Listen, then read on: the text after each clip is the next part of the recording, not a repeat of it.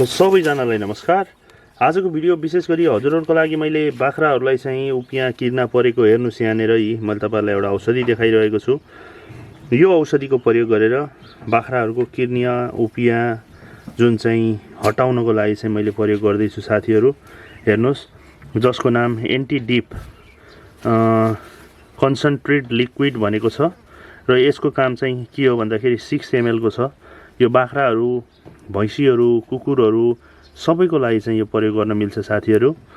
बजारमा सजिलैसँग उपियाँको दबाई भनेर पाइन्छ र त्यसको लागि चाहिँ हामीले लिएका छौं एउटा ठुलो डिपिङ गर्न मिल्ने खालको एउटा प्लास्टिकको भाँडा र यसमा 2 लिटर पानी हाल्दै छौं साथीहरु। मजाले हेर्नुस्, 2 लिटर पानी लिनु होला हजुरहरुले नि यसरी।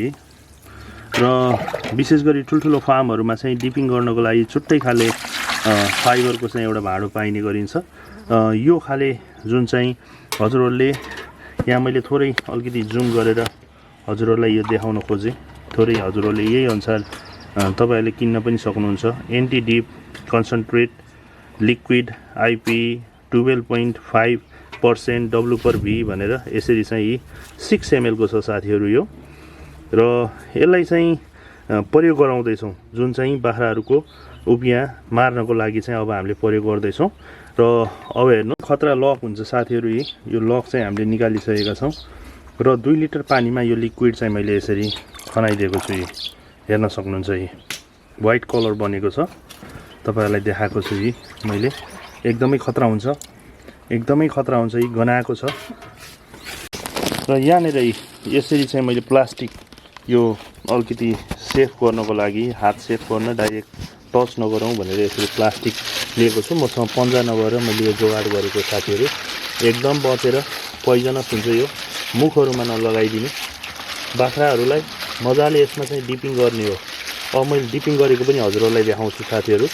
हेर्नु होला, एकदम मजाले घोल्नु होला। पहिला सुरु सानो डब्बा, त्यो डब्बामा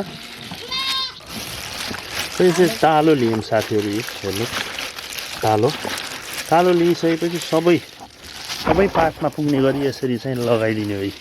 हेर्नुस् त, एकदम मजाले लगाइदिने हो। हरेक मुखमा नलगाइदिने साथीहरु, मुख बाहेक सबै ठाउँमा यसरी चाहिँ मजाले दल्दिने हो। बच्चा, माउ, पछाडीपट्टि अलिकति यिनीहरुको पिसाबहरु फेर्ने ठाउँहरुमा त्यस्तोमा चाहिँ लगाइदिने हैन।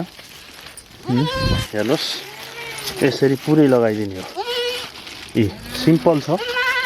तालो लिनु, तालो अलिकति निचोड्ने, निचोडेपछि सबै ठाउँमा यसरी चाहिँ अनि घाममै छोड्दिने हो। मजाले चारैतिर लगाइदिने हो। यति गरिसकेपछि यसमा भएका उपियाँहरु सबै चाहिँ भाग्ने गर्छन् साथीहरु। घाम लागेको बेला चाहिँ गर्नुपर्ने हुन्छ यो काम। अरु बेला नगर्नु होला। घाम लागेको बेला सबै ठाउँमा, पुरै ठाउँमा। र यसरी काइयोले, हेर्नुस् त, काइयोले चाहिँ सर कोड्दिने। ल हेर्नु, यहाँ भएको त सबै यो शरीरमा, यसको उपियाँको शरीरमा पर्ने बित्तिकै यो मर्न थाल्छ साथीहरु।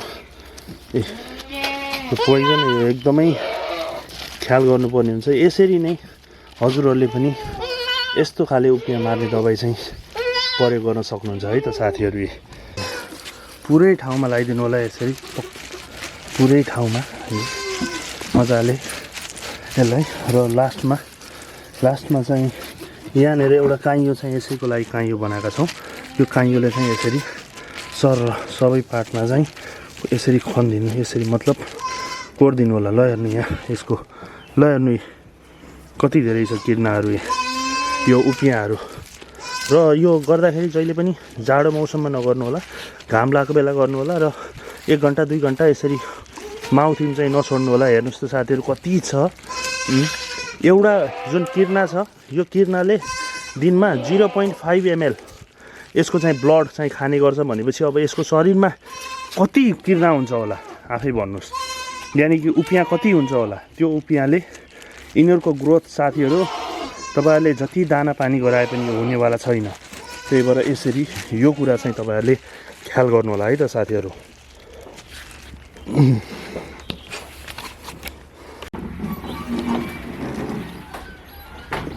ल हेर्नुस्, यसरी जब औषधि लगाउनुहुन्छ 2-2.5 घण्टा बाहिरै घाममा माउसँग पनि बस्न नदिनु होला।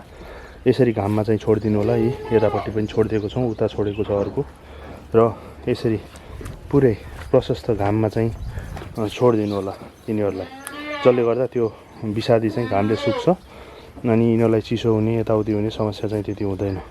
यो कुरा पनि तपाईहरुले ख्याल गर्नु होला है त।